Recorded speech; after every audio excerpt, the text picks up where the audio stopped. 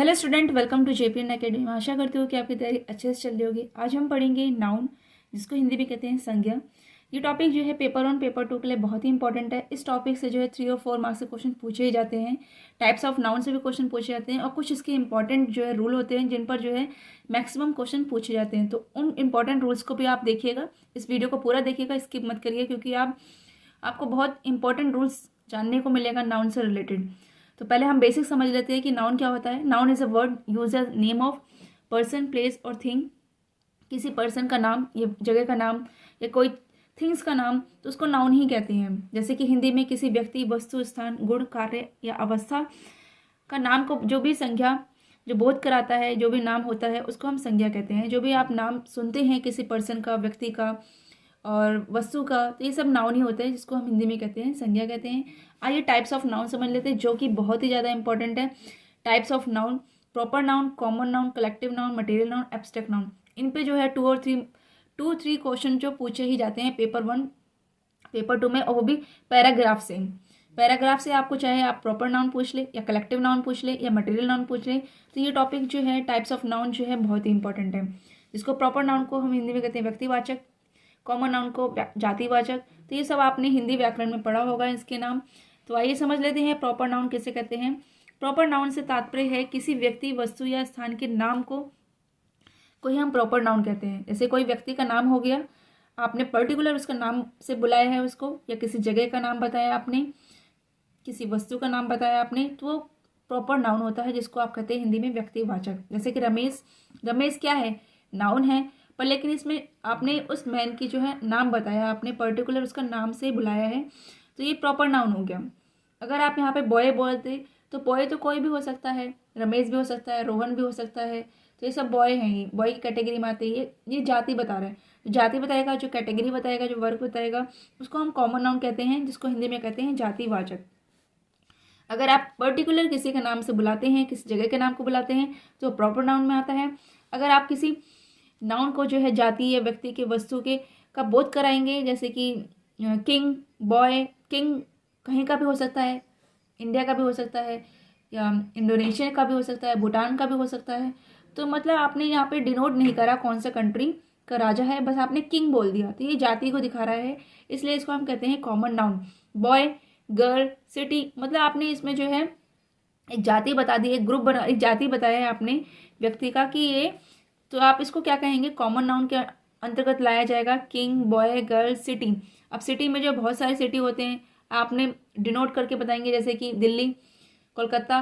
तो आपने जब इसमें नाम बताया तो ये प्रॉपर नाउन हो जाएगा। अगर आपने सिटी बोला है, तो सिटी में तो बहुत सारे स्टेट आ सकते हैं, बहुत सारे जो जगह का नाम आ सकता है, तो आपने नाम को नहीं बताया है, तो इसलिए जो है कॉमन नाउन होता है, इसको हम जातिवाचक संज्ञा कहते हैं। इसके बाद जो है कलेक्टिव नाउन क्या होता है?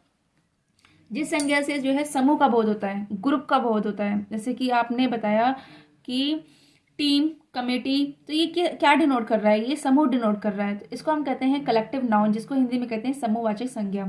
और ये भी ध्यान रखिएगा, पॉइंट की बात है कि कलेक्टिव नाउन को जो है हमेशा जो है सिंगुलर फॉर्म में लिखा जाता है। जिस फॉर्म में लिखा जाता है सिंगुलर फॉर्म में, इसको प्लूरल फॉर्म नहीं बनाया जा सकता, ये सिंगुलर फॉर्म में होता है, तो ये गलती मत करिएगा। कलेक्टिव नाउन जो है सिंगुलर फॉर्म में होता है। आइए और टाइप्स देख लेते हैं इसके। मटेरियल नाउन किसे कहते हैं? जिस संज्ञा से ऐसे पदार्थ का बोध हो जिससे दूसरी वस्तु बन सके। जैसे कोई भी मटेरियल है, उसी मटेरियल से आपने कुछ और बना लिया है, तो उसको हम मटेरियल नाउन कहते हैं। जैसे कि सिल्वर, आयरन, वुड, ये सब क्या है? ये मटेरियल नाउन है। तो मटेरियल नाउन को जो है, वो मटेरियल नाउन जो है काउंटेबल नाउन नहीं होता है, नॉट अनकाउंटेबल होता है, इसको हम काउंट नहीं कर सकते हैं। सिल्वर, आयरन, वुड, ये जो है अनकाउंटेबल नाउन है। इसका जो है हम सिंगुलर वर्ब के यूज़ करते हैं, किस रूप में करते हैं? मटेरियल नाउन को एज अ सिंगुलर रूप वर्ब के में आप यूज़ करेंगे। मतलब अगर आप सिंगुलर वर्ब का यूज़, जैसे कि अगर आप वर्ब का यूज़ करते हैं तो सिंगुलर फॉर्म में होना चाहिए। अगर मटेरियल नाउन का यूज़ हो रहा है सब्जेक्ट के रूप में, या उससे कुछ वस्तु बनाई जा रही है, तो आप उसको जो है सिंगुलर वर्ब में लिखेंगे मटेरियल नाउन को। और मटेरियल नाउन के सामने जो है आप आर्टिकल का यूज़ नहीं कर सकते, क्योंकि ये अनकाउंटेबल है। मटेरियल नाउन क्या है? ये अनकाउंटेबल नाउन है, इसलिए इसमें आर्टिकल का यूज़ नहीं कर सकते। जिस वस्तु को, जिस ऑब्जेक्ट को आप काउंट नहीं कर सकते हैं, किस उस नाउन को जो है काउंट नहीं कर सकते, तो उसको हम अनकाउंटेबल कहते हैं। और अनकाउंटेबल के सामने जो है आर्टिकल का यूज़ नहीं होता। ये मेन पॉइंट है। हर नाउन जितने भी टाइप्स में बताऊंगी उसके कुछ नोट्स बताऊंगी, कुछ इंपॉर्टेंट नोट्स बताऊंगी जिनसे क्वेश्चन पूछा ही जाता है। अब जैसे कि एब्स्ट्रैक्ट नाउन हो गया। एब्स्ट्रैक्ट नाउन में क्या होता है? एब्स्ट्रैक्ट नाउन में ऐसे गुण, भाव, क्रिया एवं अवस्था को व्यक्त करता है जिन्हें छुआ नहीं जा सकता, मतलब आप टच नहीं कर सकते ऐसे नाउन को, बस आप फील कर सकते हैं, महसूस कर सकते हैं। तो इस नाउन को जो है, इस संज्ञा को हम एब्स्ट्रैक्ट नाउन कहते हैं। जैसे कि जनरली जो कि एब्स्ट्रैक्ट नाउन जो है सिंगुलर फॉर्म में होता है, सिंसेरिटी, ऑनेस्टी, ये ध्यान रखना है। अब क्योंकि एब्स्ट्रैक्ट नाउन जो है आप फील करते हैं, टच नहीं कर सकते, इसीलिए जो है इसको सिंगुलर फॉर्म में रखा जाता है। और क्या कहते हैं, जो काउंटेबल नाउन होते हैं जिनको आप काउंट कर सकते हैं, उनके सामने आप आर्टिकल का यूज़ कर सकते हैं। जो अनकाउंटेबल नाउन होते हैं जिनको आप काउंट नहीं कर सकते, उनके सामने आप जो है आर्टिकल का यूज़ नहीं कर सकते। तो मतलब काउंटेबल नाउन के सामने आप आर्टिकल का यूज़ कर सकते हैं क्योंकि इसमें नाउन को काउंट किया जा सकता है, और अनकाउंटेबल में आर्टिकल का यूज़ नहीं होता। जैसे कि एग्जाम्पल समझते हैं, फ्यू, मैनी काउंटेबल नाउन के लिए यूज़ करते हैं, और अनकाउंटेबल के लिए मच, मनी हो गया, ऑक्सीजन हो गया, फर्नीचर हो गया, कुछ एग्जाम्पल ये अनकाउंटेबल के। अनकाउंटेबल के साथ आप डेफिनेट आर्टिकल दा का यूज़ कर सकते हैं। चलिए कुछ इंपॉर्टेंट रूल देख लेते हैं जो कि आपके पेपर के पॉइंट ऑफ व्यू से बहुत ही इंपॉर्टेंट है। रूल फर्स्ट देखिए, बहुत ही इंपॉर्टेंट है, इसको आराम से समझिएगा क्योंकि इन पे क्वेश्चन पूछे ही जाते हैं। वो तो हमने कुछ बेसिक बातें कर ली रूल से रिलेटेड, पर लेकिन कुछ इंपॉर्टेंट रूल्स देख लेते हैं जिनसे क्वेश्चन पूछे ही जाते हैं, बनते हैं पेपर में। जैसे कुछ नाउन जो हैं आपको हमेशा प्लूरल फॉर्म में ही लगते हैं, ठीक है? तो वो कौन से प्लूरल फॉर्म में लगते हैं देखते हैं। Scissor, tongs, pliers, pincer, bellow, trouser, pants, pyjama, short. तो ये कुछ ऐसे वर्ड्स हैं जो आपको प्लूरल हमेशा लगते हैं और ये प्लूरल फॉर्म में ही होते हैं। अगर आप यहाँ पे एस हटा देंगे सीजर से तो ये स्पेलिंग एरर हो जाएगा। स्पेक्टल्स हो गया, इसमें एस हमेशा लगे रहेगा। आप ऐसा नहीं कर सकते कि एस हटा के इसको सिंगुलर बना दें, सिंगुलर भी नहीं बना सकते। तो ये कुछ सेलेक्टेड जो हैं वर्ड्स हैं जो कि प्लूरल फॉर्म में होते हैं, और आप अगर एस हटाने के इसमें गलती करते हैं तो ये गलत हो जाएगा, ये एरर हो जाएगा। ये तो ये ध्यान रखिएगा, कुछ नाउन हमेशा जो है प्लूरल फॉर्म में होते हैं और इन नाउन के अंत में एस को हटाकर इन्हें सिंगुलर नहीं बनाया जा सकता। तो ये ध्यान रखिएगा, इस तरह का क्वेश्चन पूछा जा सकता है। अगर सीजर दे दिया जाएगा तो पूछ सकते हैं कि सिंगुलर में है या प्लूरल फॉर्म में है, तो ये प्लूरल फॉर्म में होता है, तो ये हमेशा प्लूरल फॉर्म में होता है। इसके बाद जो है कुछ इंपॉर्टेंट है, वेजिस हो गया। वेजिस का दो अर्थ होता है, एक तो प्लूरल फॉर्म में होता है, सिंगुलर फॉर्म में होता है। तो अगर प्लूरल फॉर्म में देखेंगे तो मजदूरी होती है और सिंगुलर में देखेंगे तो परिणाम होता है।